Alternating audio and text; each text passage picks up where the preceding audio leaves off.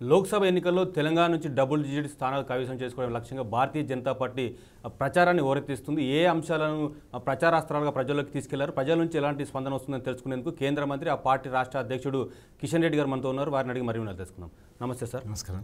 ఎన్నికల ప్రచారం తుది దశకు చేరుకుంది. రేపు సాయంత్రంతో మైకులు కూడా మూగబోతున్నాయి. అయితే మీకు ఇప్పటికే ఒక స్పష్టత వచ్చే అవకాశం ఉంటుంది. ఎన్ని సీట్లు వస్తాయని మీరు భావిస్తూ ఉన్నారు?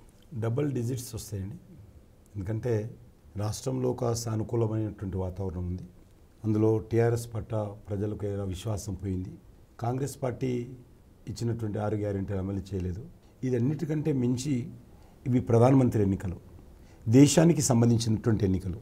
ఈ దేశానికి సంబంధించినటువంటి ఎన్నికల్లో మరి ఎవరు ప్రధానమంత్రి అవుతారు, ఎవరు ప్రధానమంత్రి అయితే ఈ దేశం అభివృద్ధి చెందుతుంది, ఎవరి నాయకత్వంలో ఈ దేశం ముందుకెళ్తుంది అనేటువంటి ఆలోచన ఈరోజు అన్ని వర్గాల ప్రజల్లో ఉంది.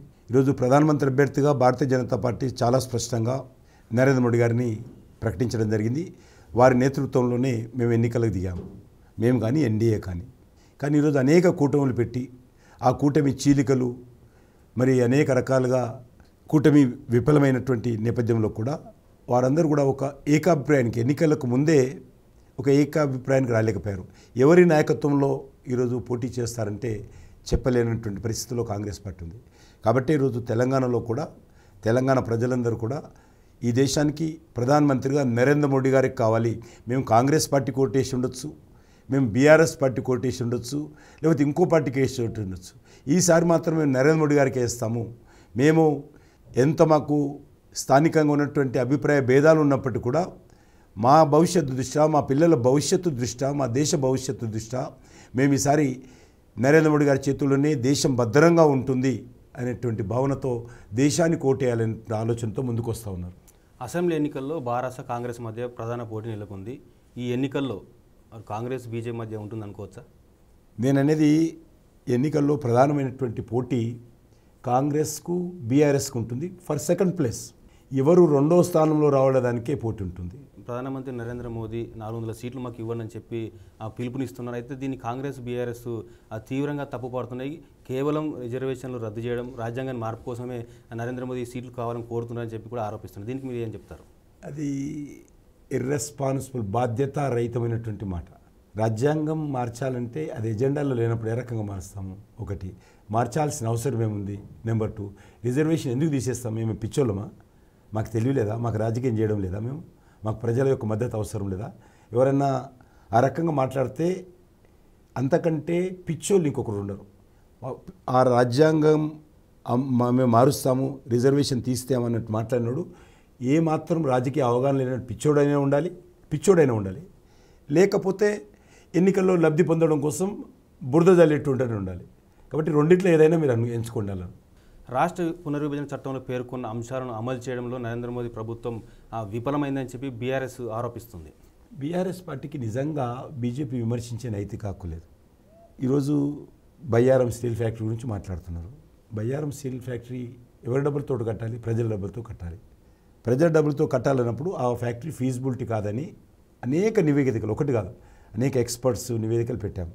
అక్కడ స్టీల్ ఫ్యాక్టరీ కట్టి స్టీల్ ఉత్పత్తి చేస్తే చాలా కాస్ట్ అవుతుంది. అక్కడ ఐరన్ ఓర్ ఏది వస్తుందో అది నాణ్యత లేనటువంటి ఐరన్ ఓరు ఛత్తీస్గఢ్ నుంచో బయట రాష్ట్రాల నుంచి ఐరన్ ఓర్ తెచ్చి చేసినట్లయితే ఇప్పుడున్నటువంటి పరిస్థితుల్లో ఫీజిబిలిటీ కాదు కాబట్టి government public sector company loss. ఇప్పుడు మనం ఎప్పటికీ చూస్తున్నాం.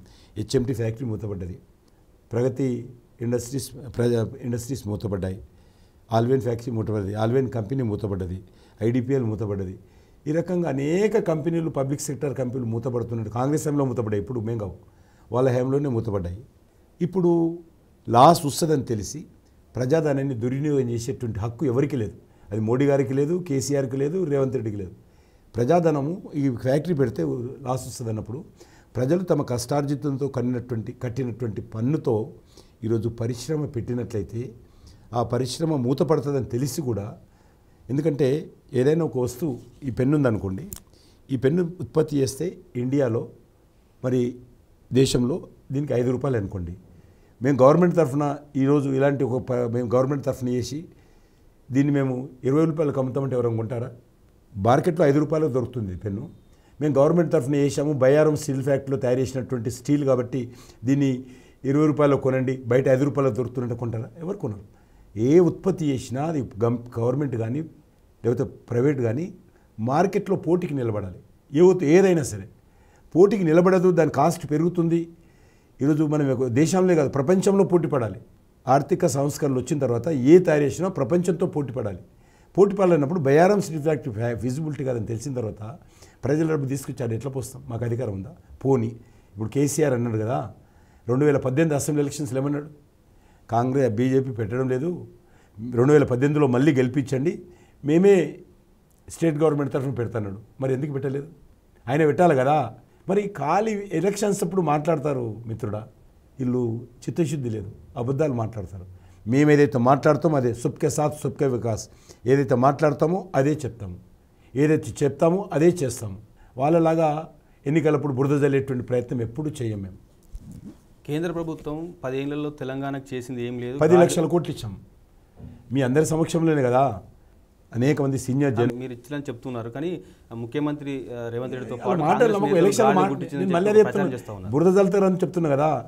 నేను మామూలుగా ఏదో ప్రెస్ కాన్ఫరెన్స్ రిలీజ్ చేయలే.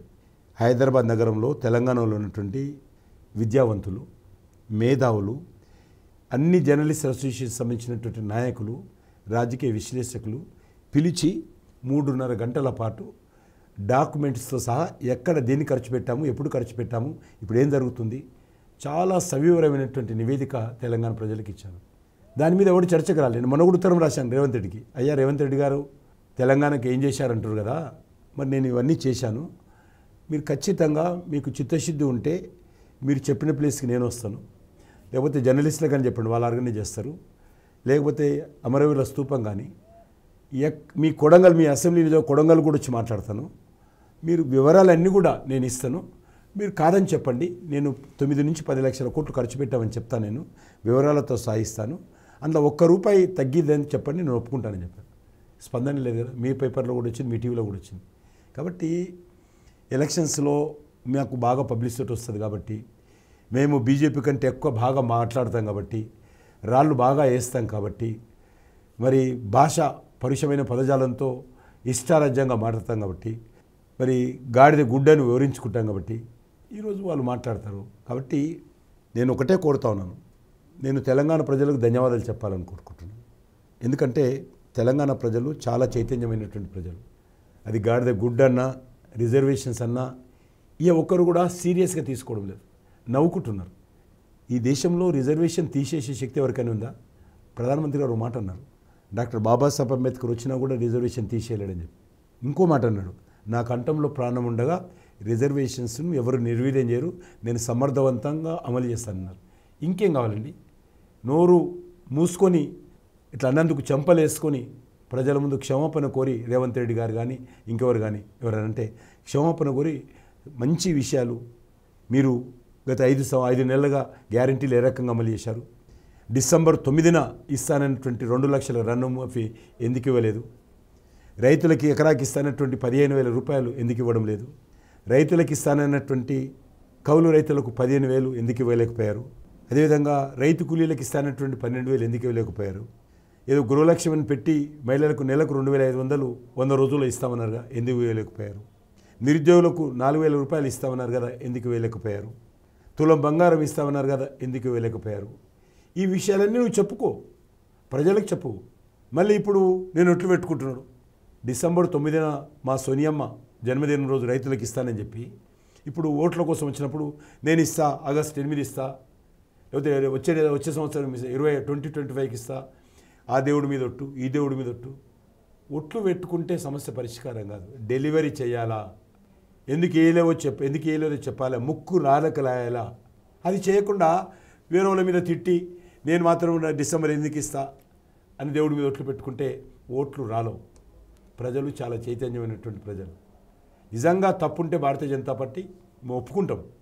నేను చెప్పాను, ఇప్పుడు బయ్యారం స్టీల్ ఫ్యాక్టరీ పెట్టడానికి వీల్లేదని నేను చెప్తున్నాను. నేను ఇంకా వేరే కప్పదాటుడు మాట్లాడలేదు, ఇప్పుడు మాట్లాడడం లేదు. లాస్ట్ 5 years నుంచి అదే మాట్లాడుతున్నాం రిపోర్ట్ వచ్చిన తర్వాత. ఎందుకంటే ప్రజల డబ్బులకు మేము జవాబుదారి. ప్రజల డబ్బును దుర్వినియోగం చేసి మా ఎన్నికల కోసమో ఓట్ల కోసమో అధికార అహం కోసమో ప్రజాదాన్ని దుర్వినియోగం చేసేటువంటి హక్కు ఎవరికి లేదు, నరేంద్ర మోడీ గారికి లేదు, ఎవరికి లేదు. కాబట్టి ప్రతి న్యాయ పైసకు మేము జవాబుదారి. కాబట్టి ఏదైనా ఒక కార్యక్రమం చేస్తున్నప్పుడు చట్టబద్ధంగా న్యాయబద్ధంగా ఫీజిబిలిటీ ఉండదా లేదా, ప్రజలకు జవాబు చెప్పే పరిస్థితి ఉందా లేదా చేసి చెప్పాలి. ఈరోజు ముఖ్యమంత్రి మనం ఉంటాము, ప్రధానమంత్రి మనం ఉంటాము, ఈ పార్టీ అధికారం ఉంటుంది ఉండదు, కానీ ప్రజలు ఉంటారు, వ్యవస్థ ఉంటుంది. ప్రజాధనాన్ని దుర్వినియోగం చేసేటువంటి హక్కు లేదు. నేను గౌరవంగా చెప్పగలుగుతాను. మేము 9-10 సంవత్సరాలు కావస్తుంది నరేంద్ర మోడీ గారి నాయకత్వంలో ఒక్క రూపాయి దుర్వినియోగం చేయకుండా మేము దేశం కోసం పనిచేసాం. గతంలో యూపీఐలో 12 లక్షల కోట్లు దోపిడీ చేశారు. 10 నరేంద్ర మోడీ అంతకుముందు 3 సంవత్సరాలు ముఖ్యమంత్రిగా ఉన్నారు. 4 సంవత్సరాలు 4 టర్ములు 3 టర్ములు, ఇప్పుడు మళ్ళీ 2 టర్ములు ప్రధానమంత్రి. ఏ ఒక్క ఆరోపణ అడిగితే ఆరోపణ లేదు. ఆ రకంగా నీతివంతంగా పనిచేస్తున్నాం, మేము నిజాయితీతో పనిచేస్తున్నాం, సమాజం కోసం పనిచేస్తున్నాం. తెలంగాణలో డబుల్ డిజిట్ స్థానాలు బీజేపీ కైవసం చేసుకుంటే రాష్ట్రంలో రాజకీయ మార్పులు చోటు చేసుకుంటాయని చెప్పి మీ పార్టీ నేతలే చెప్తారు. అంటే ఎలాంటి మార్పులు చోటు చేసుకుంటాయి? ఎలాంటి మార్పులు చేస్తే మా పార్టీకి సంబంధం లేని అంశం అది.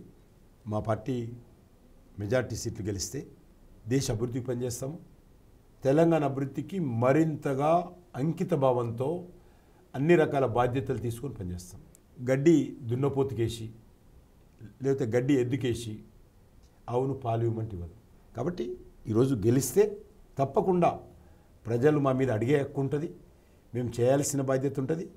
ఖచ్చితంగా కేంద్ర ప్రభుత్వం నుంచి ఏదైతే అన్ని రాష్ట్రాలకు వస్తుందో దానికంటే ₹1 తెలంగాణకి ఎక్కువ తీసుకొచ్చి ఇక్కడ తెలంగాణ అభివృద్ధి కోసం కేంద్ర ప్రభుత్వం తరఫున పూర్తిగా అన్ని రకాల సహాయ సహకారాలు అందిస్తాం. మేము కూడా పోయి ప్రధానమంత్రి గారికి అడగడానికి అవకాశం ఉంటుంది. సార్ ఇది మాకు చేయాలి, మీరు మా తెలంగాణ ప్రజలు మన పార్టీ కోటేశారు, మన బాధ్యత అయినా కూడా చేస్తున్నాడు, ఏకున్నా కూడా చేశాడు. 9 లక్షల కోట్ల పైన ఇచ్చాడు. అనేక కొత్త ప్రాజెక్టులు ఇచ్చాం. కొత్త ప్రాజెక్టులు ఇవ్వడమే కాదు, ఆయననే భూమి పూజ చేశాడు, ఆయా పరిశ్రమలు ఆయననే డెడికేట్ కూడా చేశాడు. ఈరోజు కేసీఆర్కు మమ్మల్ని అడిగే నైతిక ఎక్కడిది? రామగుండంలో యూరియా పరిశ్రమ భూమి పూజ చేసిండు, కట్టాము 6,500 కోట్ల రూపాయలతో. దాన్ని ప్రారంభోత్సవాన్ని పిలిస్తే రాలేదు. ఆయన ఫామ్ హౌస్లో కార్లు బారజాపుకొని కూర్చున్నాడు. కానీ ఢిల్లీ నుంచి ప్రధానమంత్రి వస్తారు తెలంగాణకు, రైతులకు ఉరి వేయడం కోసం కంపెనీ పెట్టి కట్టి ఉత్పత్తి ప్రారంభించి వచ్చిన తర్వాత ఇనాగ్రేషన్కి వస్తే ఈయన రాడు. ఈయన ఏం చేసిండని మాట్లాడుతాడు ముఖానికి. 1600 మెగావాట్ల విద్యుత్ ప్రాజెక్టులు ఎక్కడ కూడా లేదు. తెలంగాణలో ఎన్టీపీసీ ఆధ్వర్యంలో కేంద్ర ప్రభుత్వం యూనిట్ కట్టి కరెంటు ఉత్పత్తి చేసి పరిస్థితికి వచ్చినాం కదా, ప్రధానమంత్రి గారు స్వయంగా వచ్చి ప్రారంభించాడు. ఎందుకు రాలే కేసీఆర్? ఆయన ఉత్తరం రాశాం కదా, ఆహ్వానించాం కదా, రాడు. ఆయన కాళ్ళు బారజాపి మళ్ళీ ఫామ్ హౌస్లో కూర్చున్నాం. ఇక్కడ ఎంఎంటీఎస్ సెకండ్ ఫేజ్ 15 సంవత్సరాలుగా పెండింగ్లో ఉంది. రాష్ట్ర ప్రభుత్వం డబ్బులు ఇవ్వలేదు. మేము చేశాం. నేను సికింద్రాబాద్ ఎంపీగా నా కాన్స్టిట్యున్సీలో చేశాం. సెకండ్ ఫేజ్ చేశాం. రాష్ట్ర ప్రభుత్వం డబ్బులు ఇవ్వకుండా కూడా ప్రధానమంత్రి గారు ఒప్పించి వాళ్ళు ఇవ్వకున్నా సరే సార్ ప్రజలకు మేలు జరిగే విధంగా డెడికేట్ చేద్దామంటే ఒప్పుకుని ఆయన వచ్చిండు హైదరాబాద్. కేసీఆర్కి ఉత్తరం రాసిండు, రాలా. ఫామ్ హౌస్లో కాళ్ళు బారదాపుకొని కూర్చున్నాడు. కోచ్ ఫ్యాక్టరీ అంటారు కదా, వరంగల్లో rail manufacturing unit, rail RMU, coaches కావచ్చు, వ్యాగన్స్ కావచ్చు, ట్రైన్ ఇంజన్స్ కావచ్చు, రైల్ ఇంజన్స్ కావచ్చు, ఒక ఇంటిగ్రేటెడ్ పరిశ్రమ పెట్టడం కోసం ప్రధానమంత్రి గారు మంజూరు చేశారు. స్వయంగా ఆయన వచ్చి వరంగల్కి వచ్చి భూమి పూజ చేశాడు. కేసీఆర్కి ఉత్తరం రాశాం, రమ్మని రిక్వెస్ట్ చేశాం, రాలే. ఫామ్ హౌస్లో కాళ్ళు బాగా తప్పుకొని కూర్చున్నాం. ఇక్కడ హైదరాబాద్లో 720 కోట్ల రూపాయలతోటి సికింద్రాబాద్ రైల్వే స్టేషన్ నా కాన్స్టిట్యున్సీలో నేను ప్రధానమంత్రితో మాట్లాడి తెచ్చుకున్నాను. నాంపల్లి రైల్వే స్టేషన్ 350 కోట్లు, కాచిగూడ రైల్వే స్టేషన్ 450 కోట్లు, సికింద్రాబాద్ 720 కోట్లు. ఆ పరిశ్రమ ఆ యొక్క రైల్వే స్టేషన్ నిర్మాణం అయితే ఎయిర్పోర్ట్ లాగా, అంటే ఎయిర్పోర్ట్ అంటే బేగంపేట ఎయిర్పోర్ట్ కాదు, శంషాబాద్ ఎయిర్పోర్ట్ లాగా మన రైల్వే స్టేషన్ వస్తుంది. దానికి కూడా ఇనాగ్రేషన్ పిలిచామైనా రాలే. ఫామ్ హౌస్లో కాళ్ళు బాగా తప్పుకొని కూర్చున్నాం. 4 వందే భారత్ ట్రైన్లు ప్రారంభించాం. ఇక్కడి నుంచి ఇనాగ్రేషన్కి 4కి రమ్మన్నాం. ప్రధానమంత్రికి టైం ఉంటుంది, ఆయనకు టైం ఉండదు. నాంపల్లి రైల్వే స్టేషన్ లెటర్ రాశాం, అది కూడా వర్చువల్ చేస్తున్నాం, మీరు రండి, రాలేదు. 1 కాదు 2 కాదు, అనేకం.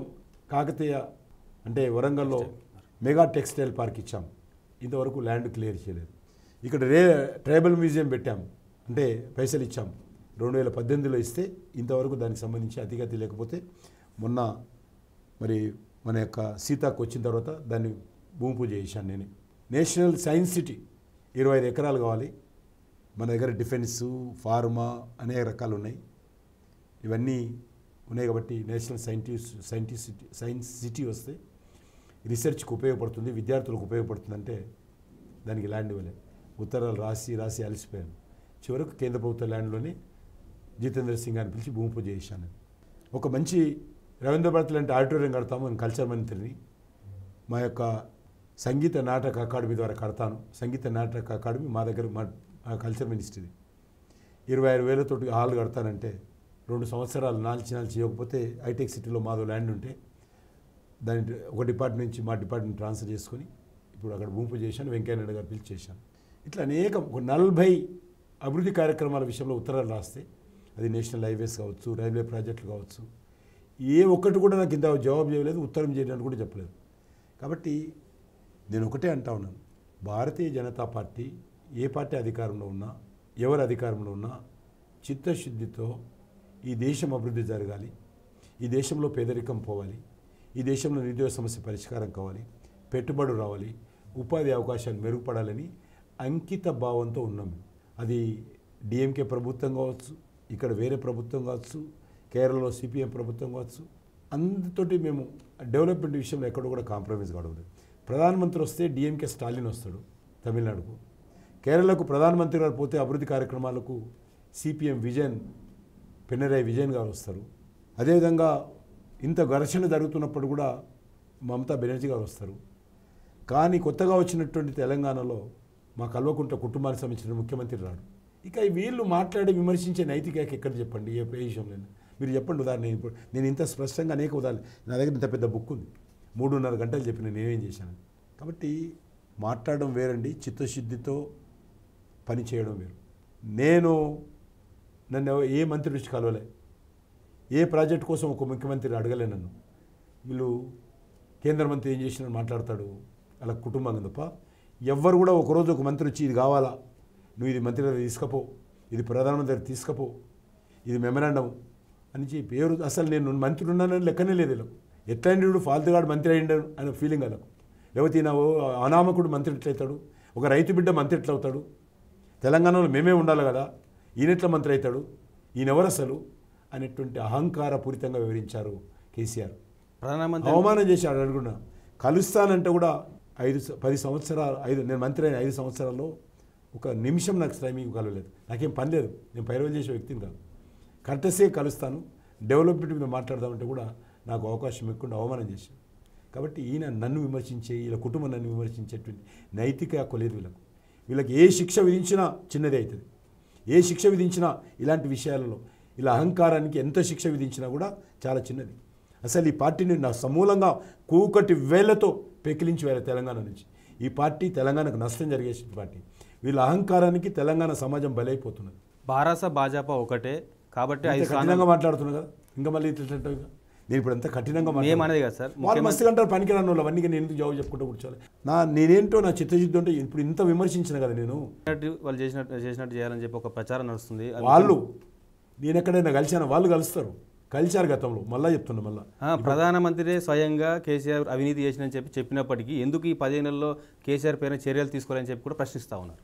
రాష్ట్ర ప్రభుత్వ హయాంలో జరిగినటువంటి కుంభకోణాలలో కేంద్ర ప్రభుత్వానికి దర్యాప్తు చేసే అధికారం లేదు. సిబిఐ కానీ ఎవరు దర్యాప్తు చేయడానికి అవకాశం లేదు.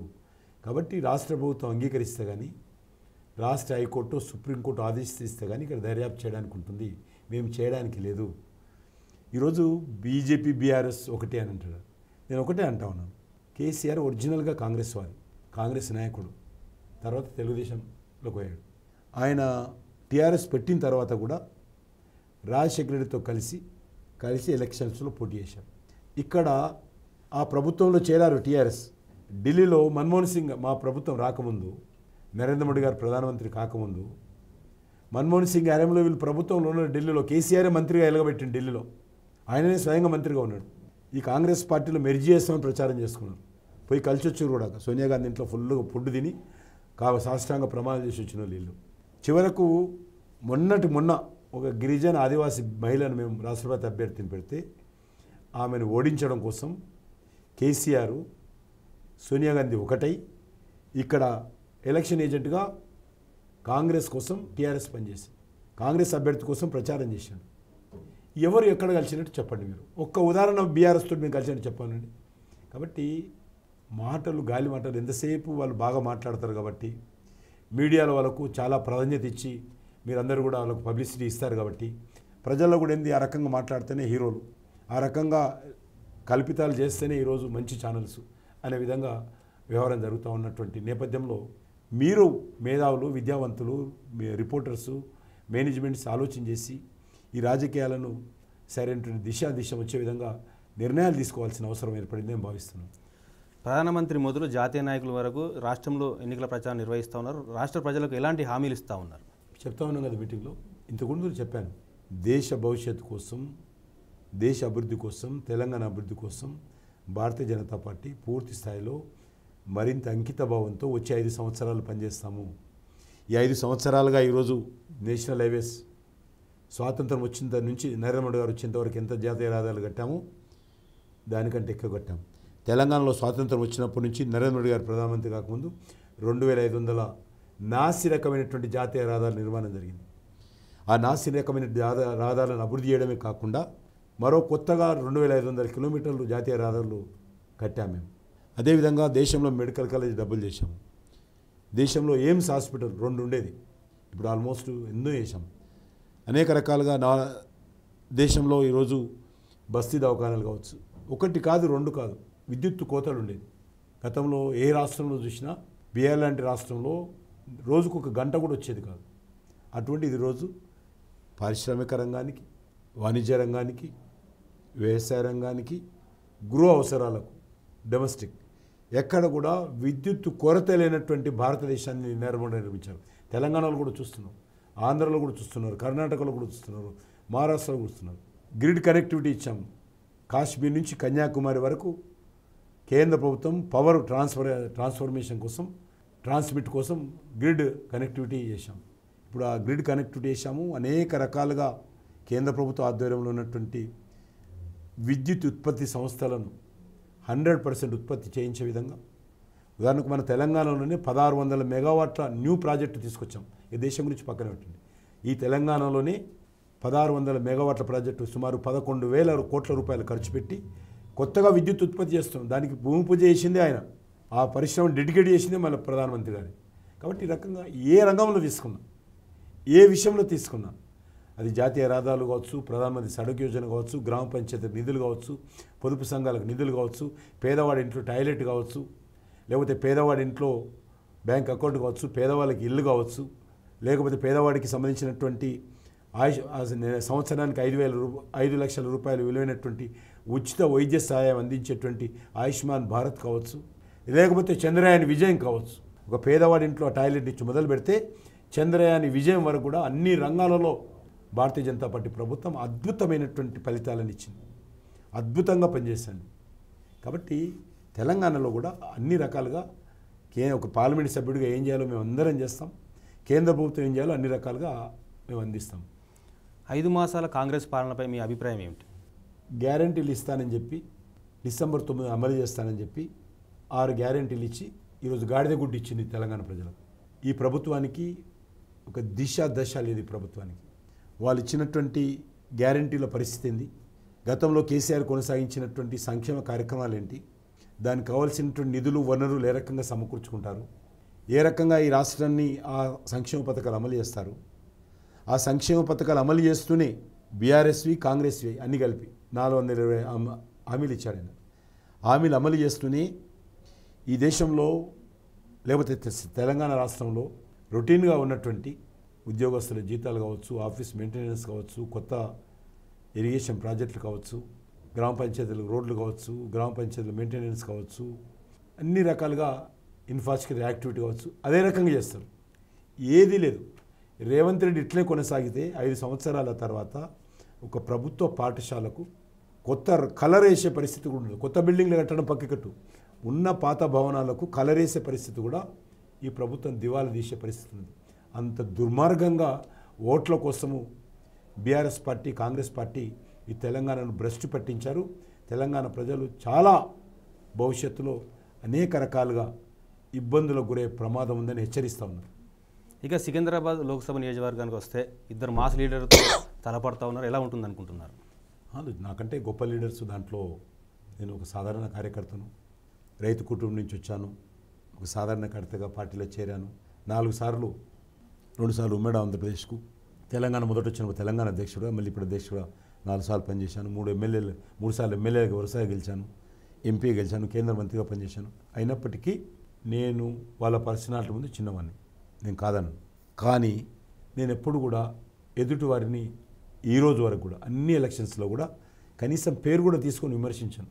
ఎందుకంటే మనం ఇద్దరం ఉన్నాం. ఆ టీవీలో చూస్తున్నటువంటి వాళ్ళు నీ బ్యాక్గ్రౌండ్ ఏంటో, నా బ్యాక్గ్రౌండ్ ఏంటో, ఇంకో బ్యాక్గ్రౌండ్ ఏంటో తెలుసు. ఎవరు మంచోళ్ళో ఎవరు చెడ్డోళ్ళో విచక్షణతో ఆలోచించేటువంటి శక్తి ప్రజలకు ఉంది. కాబట్టి నిన్ను నేను విమర్శించడమో లేక నన్ను మీరు విమర్శించినంత మాత్రాన ప్రజలు మారుతారనుకుంటే తప్పు. ఏదైనా తెలియంది ఉంటే విమర్శించండి. అయినా కూడా ప్రజలకు తెలియని అంశాలు ఉన్నా కూడా నేను ఎవరిని వ్యక్తిగతంగా విమర్శించాను ఈరోజు వరకు. అది అసెంబ్లీ ఎలక్షన్స్లో కావచ్చు, గత ఎలక్షన్స్ కావచ్చు, ఈ ఎలక్షన్స్. కనీసం బహిరంగ సభలో మైక్ ముందు పలానా పార్టీ అభ్యర్థి పేరు కూడా తీసుకోకుండా నా గురించి నేను చెప్పుకుంటాను. కాబట్టి ప్రజలకు తెలుసు వాళ్ళు ఎవరు పర్సనాలిటీ, మాస్ పర్సనాలిటీ. ఏ పర్సనాలిటీ వస్తే హైదరాబాద్ నగరానికి, సికింద్రాబాద్ నగరానికి గౌరవం పెరుగుతుందో, ప్రజలకు మేలు జరుగుతుందో వాళ్ళు ఆలోచించి నిర్ణయం తీసుకుంటారు. కేంద్ర మంత్రిగా కిషన్ రెడ్డి సికింద్రాబాద్ లోక్సభ నియోజకవర్గంలో ఎలాంటి అభివృద్ధి చేయలేదు, అందుకు నిదర్శనమే అంబర్పేట ఫ్లైఓవర్ అని చెప్పి అటు కాంగ్రెస్ బీఆర్ఎస్ ఆరోపిస్తూ ఉన్నాయి. దీన్ని ఎట్లా చూస్తారు? ఈరోజు అంబర్పేట ఫ్లైఓవర్ పూర్తి కాకపోవడానికి రాష్ట్ర ప్రభుత్వం ల్యాండ్ అక్విజిషన్ ఇంకా 7 sites చేయాలి. దాని కారణంగా బాటిల్ నెక్ ఉన్నది, నెంబర్ 1. నెంబర్ 2, ఎన్టీ రామారావు గారు ఉన్నప్పుడు ఆ రోడ్డు వైడనింగ్ చేశారు. కానీ 2 దిక్కుల ముస్లిం గ్రేవ్యార్డ్ ఉండడంతో అక్కడ ఆయన కూడా ఏం చేయలేకపోయాడు. నేను కూడా చాలా ప్రయత్నం చేసినా వైడనింగ్ చేయలేకపోయాం. చివరకు నేను ఒక నిర్ణయం తీసుకొని ఇది ఎట్లా వైడనింగ్ చేయలేం కాబట్టి వాళ్ళు ఒప్పుకోవడం లేదు కాబట్టి ముస్లిం సమాజం ఫ్లైఓవర్ వేద్దాం అక్కడని చెప్పి చైన్ నెంబర్ దగ్గర ఫ్లైఓవర్ కోసం నిర్మాణం చేసి డబ్బులు మంజూరు చేశాను. కేంద్ర ప్రభుత్వం మోడీ గారితో మాట్లాడి మంజూరు చేయించాను. కానీ అటు ల్యాండ్ అక్విజిషన్ కొంత చేయాల్సి ఉంటుంది. ల్యాండ్ అక్విజిషన్ మన చేతుల పని కాదు. కేంద్ర ప్రభుత్వం డైరెక్ట్గా చేయడానికి అధికారం లేదు. అది రాష్ట్ర ప్రభుత్వ పరిధిలో అంశం. వాళ్ళు ల్యాండ్ అక్విజిషన్ చేయలేదు. అనేక రకాల ఇంకా 7 sites ల్యాండ్ అక్విజిషన్ చేస్తే కానీ పూర్తవుతుంది. అది కాకుండా ఏ ముస్లిమ్స్ అయితే ఆ గోడ దగ్గర వాళ్ళ దగ్గర పిల్లర్స్ వేయడానికి ఒప్పుకున్నారో అది కిషన్ రెడ్డికి పేరు వస్తుందని ఈ కేసీఆర్ కుటుంబ సభ్యులే ఆ ముస్లింని పిలిపించుకొని మీరు ఒప్పుకోవద్దు, మీరు అక్కడ పిల్లర్స్ వేయనీయొద్దు, ఎట్లా కడతాడో చూద్దామని చెప్పి వాళ్ళు ఈ రకంగా విమర్శించడం కోసం, ఇప్పుడు విమర్శిస్తున్నారు కదా, విమర్శించడం కోసము వాళ్ళు అడ్డం పడి ఆ పిల్లర్స్ వేయనీయలేదు. మళ్ళీ కొత్తగా మొదటికి వచ్చింది. ఎన్టీ రామారావు ఉన్నప్పుడు ఏ పరిస్థితి వచ్చిందో నాకు అదే పరిస్థితి వచ్చింది.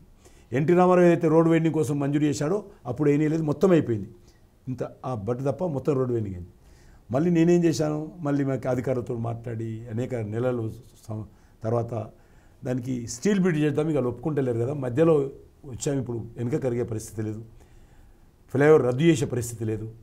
కాబట్టి మరొకసారి ఆ ప్రాజెక్టుకు సంబంధించి మరి ఆఫీసర్తో మాట్లాడి, సార్ ఇప్పుడు మనం ప్రాజెక్టు వెనుకకి వెళ్ళాము, ఆల్రెడీ కొంత కట్టాము, ఇప్పుడు వాళ్ళు పిల్లర్స్ వేయనీయడం లేదు ముస్లిమ్స్, అక్కడ ముస్లిం సమాధుల దగ్గర పక్క గోడ కూడా టచ్ కానిస్తలేరు, బాండరీ గోడ. కాబట్టి ఉన్నదే ఆడ చిన్నది, అందులో మనము వేరే ప్రత్యామ్నాయం చేయలేము అని చెప్పి స్టీల్ బ్రిడ్జ్ చేద్దాం నిర్ణయం చేసుకున్నాం. దానికి నిర్ణయం చేసిన తర్వాత దానికి ఎస్టిమేషన్స్ కొత్తగా వేసి మళ్ళీ టెండర్స్ వేసి మళ్ళీ అందరిని పిలిచి ఆ స్టీల్ బ్రిడ్జ్ చేస్తున్నాం. కాబట్టి అందులో కట్టుకోవాల్సినటువంటి బాధ్యత వాళ్ళది కూడా ఉంది, రాష్ట్ర ప్రభుత్వాన్ని. నేను పోయి కూర్చోనాడా ఆఫీసర్స్, స్టేట్ గవర్నమెంట్కి సంబంధించినటువంటి ఆర్ఎంబీ ఆఫీసర్స్ మానిటరింగ్ చేస్తారు, స్టేట్ గవర్నమెంట్కి సంబంధించిన జీహెచ్ఎంసీ ఆఫీసర్స్ మానిటరింగ్ చేస్తారు. కేంద్ర మంత్రికి నేను మానిటరింగ్ చేయను. మంజూరు చేయించాను, కట్టించాల్సిన బాధ్యత రాష్ట్ర ప్రభుత్వాన్ని. కాబట్టి కిషన్ రెడ్డి ఏం చేసిండు, నేను చెప్పిన కదా, రైల్వే ప్రాజెక్టులు తెచ్చాను, ఎంఎంటీఎస్ పూర్తి చేశాను, 26,000 కోట్లతో రీజనల్ రింగ్ రోడ్ తీసుకొచ్చాను, సైన్స్ సిటీ తీసుకొచ్చాను, Sangeet Natak academy south India branch open చేశాను, ఘంటసాల వెంకటేశ్వరరావు పేరు మీద మరో రవీంద్ర భారతి కడుతున్నాను హైటెక్ సిటీలో, ట్రైబల్ మ్యూజియం తెచ్చాను, ఎఫిగ్రఫీ మ్యూజియం తెచ్చాను, సాలార్జంగ్ మ్యూజియం 5 కొత్త బ్లాకులు తెచ్చాను. అదేవిధంగా సిటీలో బస్తీ దవాఖానాలు ఇచ్చాను, సిటీలో అన్ని ప్రభుత్వ ఆసుపత్రుల్లో అడిషనల్ ఫెసిలిటీస్ కల్పించాను, అన్ని ప్రభుత్వ పాఠశాలలో డిజిటల్ క్లాస్ రూమ్స్ పెట్టాను, అన్ని ప్రభుత్వ పాఠశాలలో బెంచెస్ ఇచ్చాను, అన్ని ప్రభుత్వ పాఠశాలలో టాయిలెట్స్ క్లీనింగ్ కోసం మిషన్స్, కొత్త లేటెస్ట్ ఎక్విప్మెంట్, అద్భుతమైనటువంటి మిషన్స్ ఇచ్చాను. అన్ని పార్కుల్లో ఈరోజు ఓపెన్ జిమ్స్ కట్టాను, అన్ని పార్కుల్లో ఈరోజు మంచి అద్భుతమైనటువంటి ఫెసిలిటీస్ కల్పించాను. అదేవిధంగా అనేక రకాల పవర్ బోర్డ్స్ వేయించాను. ఏమీ చేయలేదంటారు వీళ్ళు, ఏమీ చేయలేదంటారు. సికింద్రాబాద్లో ఒక ఎంపీగా ఏం చేయాలో అని చేస్తాను. కనీసం ఒక ఇనాగ్రేషన్ అని పిలవని మొక్కలు వీళ్ళు, ఒక ఎంపీ ఉన్నాడని తెలియదు కూడా గుర్తుపట్టాడు. ఒకరోజు ఒక మంత్రి నాతో మాట్లాడు, నేను పోతే ఒక పని చేయరు, ఆఫీసర్ నా పని ఏ పని చెప్తే వినకుండా వాళ్ళకి ఆదేశాలు ఇచ్చారు. కిషన్ రెడ్డి ఏం చెప్పినా చేయొద్దని రాష్ట్ర ప్రభుత్వం నుంచి జీహెచ్ ₹1 మంజూరు కాకుండా అడ్డుకున్నారు. వీళ్ళు నన్ను విమర్శించే నైతిక వీళ్ళకి ఎక్కడిది? ధన్యవాదాలు సార్. Thank you. ఇది కిషన్ రెడ్డి గారు చెప్తుంది. దేశం కోసం, దేశ భవిష్యత్తు కోసం జరిగే ఎన్నికల్లో తెలంగాణ ప్రజలు భాజపాకు పట్టం కడతారని, ఖచ్చితంగా డబుల్ డిజిట్ స్థానాలు కైవసం చేసుకుంటామని ధీమా వ్యక్తం చేస్తూ ఉన్నారు. కెమెరా పర్సన్ టి రమేష్తో జ్యోతి కిరణ్, ఈటీవీ న్యూస్.